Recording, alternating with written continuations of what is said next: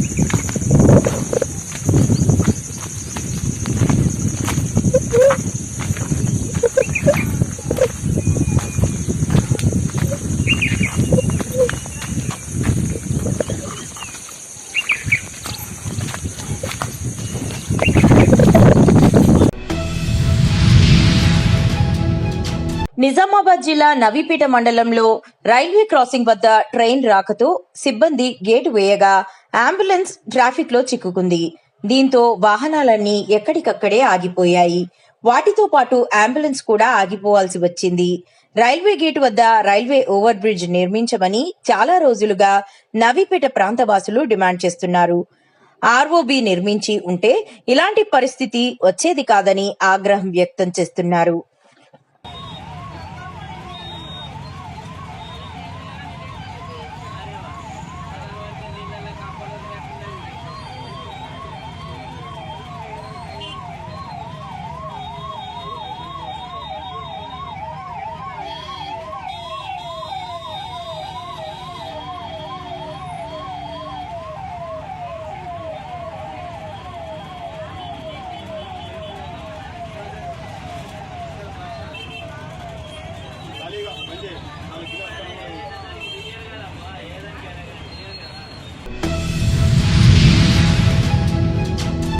సంగారెడ్డి పట్టణ కేంద్రంలోని municipal office ఆవరణలో మున్సిపల్ కార్మికుల 2 నెలల నుంచి జీతాలు రాకపోవడం వలన ఈ రోజు దాదాపు మున్సిపల్ కార్మికులు విధులు బహిష్కరించి పెద్ద ఎత్తున ధర్నా నిర్వహించడం జరిగింది. మున్సిపల్ కమిషనర్ అందుబాటులో లేనందువలన మున్సిపల్ ఆఫీస్ మేనేజర్ గోపాల్ కి వేతనాలు ఇవ్వాలని వినతి పత్రం ఇవ్వడం జరిగింది. మున్సిపల్ కమిషనర్ 20 తేదీలోగా అకౌంట్లో వేస్తానని హామీ ఇవ్వడం జరిగింది.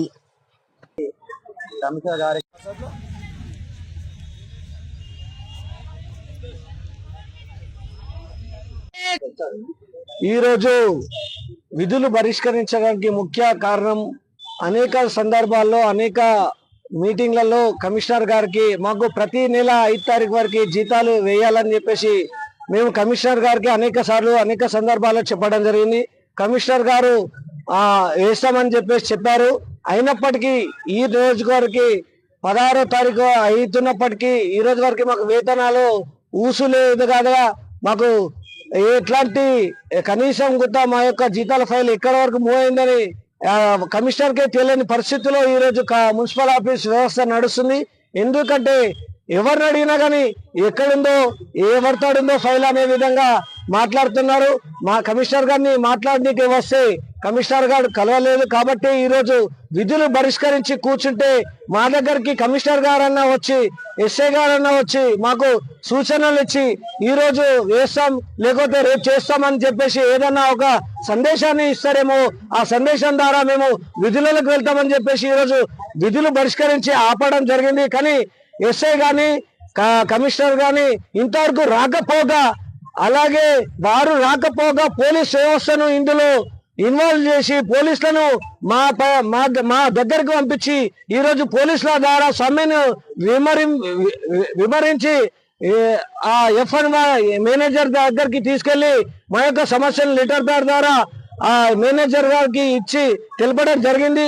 ఒకటే చెప్పాం మేనేజర్ గారికి, మేనేజర్ గారు 20 తారీఖు వరకు మా యొక్క సమస్యలు ఏవైతున్నాయో జీతాలు కానివ్వండి, ఇంకా 60 ఏళ్ళు పైబడి ఉన్న వారిని తీసేసిన వాళ్ళు రీప్లే బేస్డ్ వాళ్ళ యొక్క కుటుంబ సభ్యుల్ని పెట్టుకోవడం కానివ్వండి, ఇంకా ఏదైతే 14 మందిని అనాకరిగా తీసేశారో వారిని పెట్టుకోవడం కానివ్వండి, అనేక చాలా ఇబ్బందులు సంబంధించిన సమస్యల పైన ఈ రోజు వినతి పత్రం ఇచ్చాం.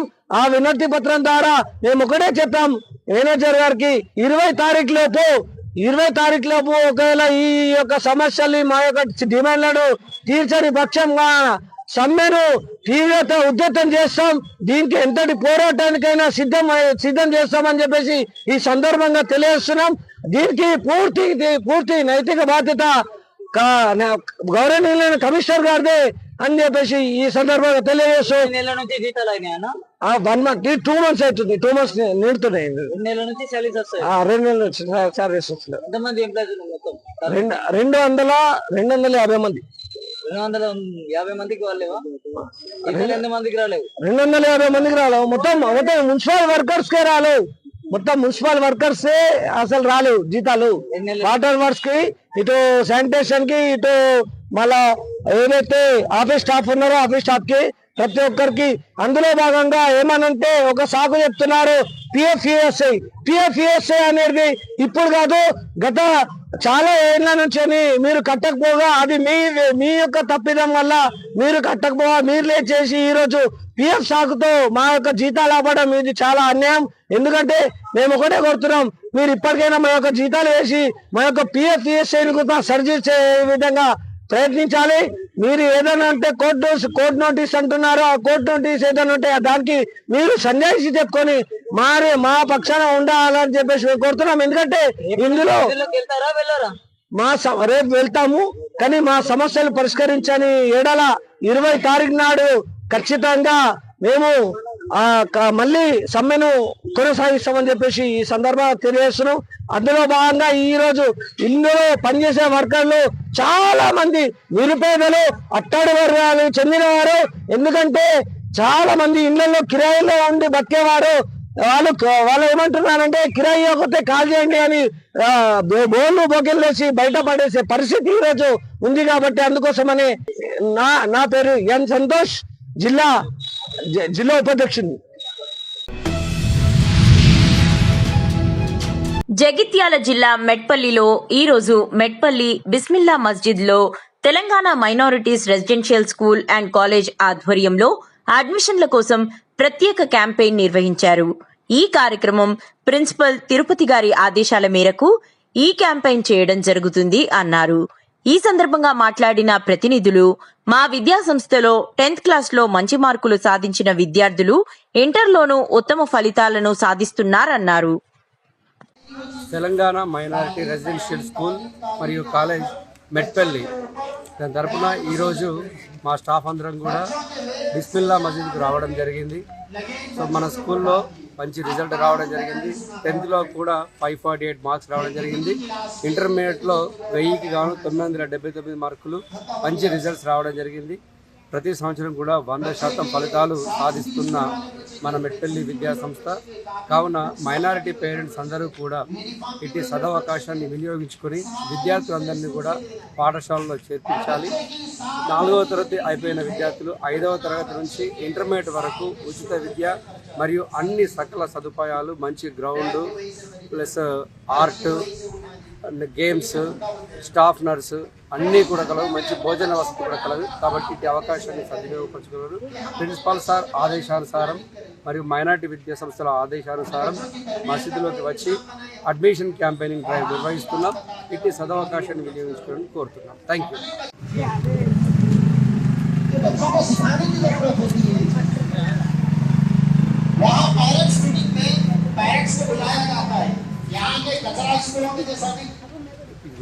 अपने इलाके के जो कचरा स्कूल है, पेरेंट्स मीटिंग में बुला के फीसों के बारे में ट्रांसफर किया जाता पेरेंट्स अपने फायदे के लिए, क्योंकि स्कूल धंधा बन गया ना, कारोबार है, धंधा है, चल रहा है।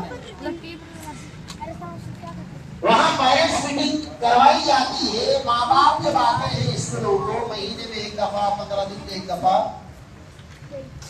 लाइन से घरों में चेयर्स लगाए जाते हैं, कुर्सियां बिछाई जाती हैं और उन कुर्सियों पर माँ बाप को बिठाकर मासूम बच्चों से ये कहा जाता है कि माँ बाप के पैर दबाओ जाए और बाद दफा कहा जाता है कि माँ बाप के ఎందుకు మీకు దళిత అంత చిన్న చూపు మీకు మీ శైలజ గారు ఒక గవర్నమెంట్ ప్రోటోకాల్ని పాటించకుండా ఆమె కేవలం ప్రభుత్వం ఏం చెప్తే ఆ విధంగా నడిస్తే గవర్నమెంట్ ప్రోటోకాల్ మీరు ఉండడం ఎందుకు, ఆ పని చేయడం ఎందుకు? తక్షణమే శ్రీధర్ బాబు గారు అలాగే చీఫ్ సెక్రటరీ అయినటువంటి శైలజ గారు వెంటనే రాజీనామా చేయాలి. ఎందుకంటే దీన్ని మేము చాలా తీవ్రంగా పరిగణిస్తాం, అవమానించినట్టు భావిస్తున్నాం. ఎందుకంటే తెలంగాణ రాష్ట్రంలో మొట్టమొదటిసారి సరస్వతి పుష్కరాలు చేస్తున్నారు. అటువంటి పుష్కరాల స్థానిక ఎంపీ అయినటువంటి గడ్డం వంశీ గారిని పిలకపోవడం చాలా అవమానకరం. అక్కడ ఆయన ఏ కష్టం ఏదొచ్చినా ప్రజల ముందుండి నడిపించినటువంటి వ్యక్తి. అటువంటి వ్యక్తిని ఈరోజు సీఎం సమక్షంలో శ్రీధర్ బాబు గారు, శైలజ గారు చాలా అవమానించడం జరిగింది. దీన్ని మేము దళిత సంఘం అందరం తీవ్రంగా ఖండిస్తున్నాం. రాబోయే రోజులలో శ్రీధర్ బాబు గారికి ఇట్లా క్షమాపణ చెప్పకపోతే ఆయన తీవ్రమైన పరిమాణం ఎదుర్కోవాల్సి వస్తుంది. ఎందుకంటే ఆయన క్షమాపణ చెప్పిందాక మేము ఈ యొక్క అన్ని జిల్లాల రాస్తా రోకోలు అలాగే ధర్నాలు చేపడతాం. ఎందుకంటే తప్పకుండా ఆయన దళితులందరూ క్షమాపణ చెప్పి తీరాలి. ఆయన ఆమె శైలజనాథ్ గారు ఆమె పదవికి రాజీనామా చేయాలి. ఎందుకంటే దళితులను అవమానించింది కాబట్టి, ఒక స్థానిక ఎంపీని అవమానించింది, ఒక ప్రభుత్వ హోదాలో ఉండి స్థానిక ఎంపీని అవమానించినందుకు ఆమె వెంటనే రాజీనామా చేయాలని మేము డిమాండ్ చేస్తున్నాం. కర్నూలు జిల్లా ఆదోని నేతాజీ సుభాష్ చంద్రబోస్ ఆవాసీయ విద్యాలయం ఏపీఎస్ఎస్ నందు టీజీ వెంకటేష్ జన్మదినం సందర్భంగా వారి పుట్టినరోజు వేడుకలు అనాథ పిల్లల మధ్య అంగరంగ వైభవంగా జరిపిన డాక్టర్ గంగాధర్ మరియు ఆంధ్రప్రదేశ్ కాంగ్రెస్ పార్టీ దేవిశెట్టి ప్రకాష్ రంగనాయక ఈ కార్యక్రమంలో వారు మాట్లాడుతూ, మన ఆదోనిలో పుట్టి పెరిగి ఇండస్ట్రీ పరంగా వ్యాపార రీత్యా కర్నూలులో స్థిరపడ్డ మన ఆదోని ముద్దుబిడ్డ టీజీ వెంకటేష్ ఆయన ఆదోనిలో మరియు కర్నూలులో తనదైన శైలిలో పార్టీలకు అతీతంగా సేవలను చేస్తారు. ఎవరైనా కర్నూలులో, హైదరాబాద్లో ఏదైనా పని మీద వెళితే వాళ్లకు భోజనం చేయిస్తారు. అంత మానవ దృక్పథం కలిగిన వారు కర్నూలులో ఎన్నో సేవలు అందించారు అన్నారు.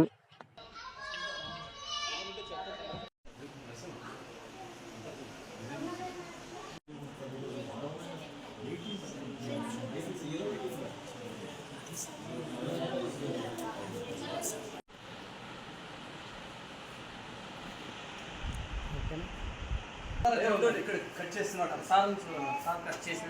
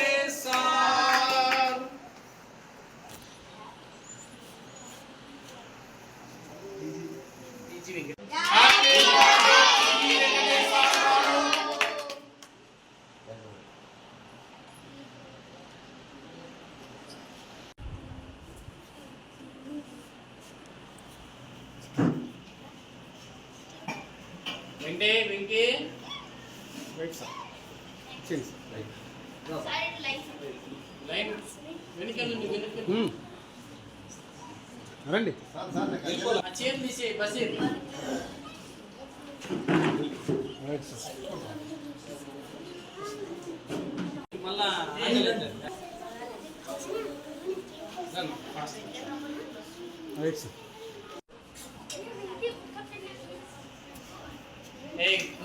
ఆ చైర్లో అడిగి పెట్టించుకోండి.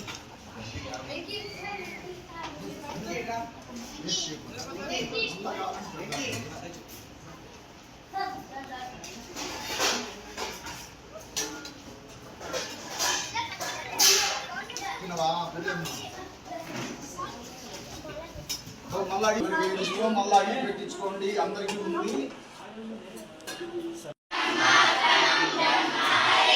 బ్రహ్మాజ్ఞౌ బ్రహ్మనారుతం కొంచెం లేట్ అయిపోయింది. ప్లేట్లు అక్కడ డైరెక్ట్ తినండి.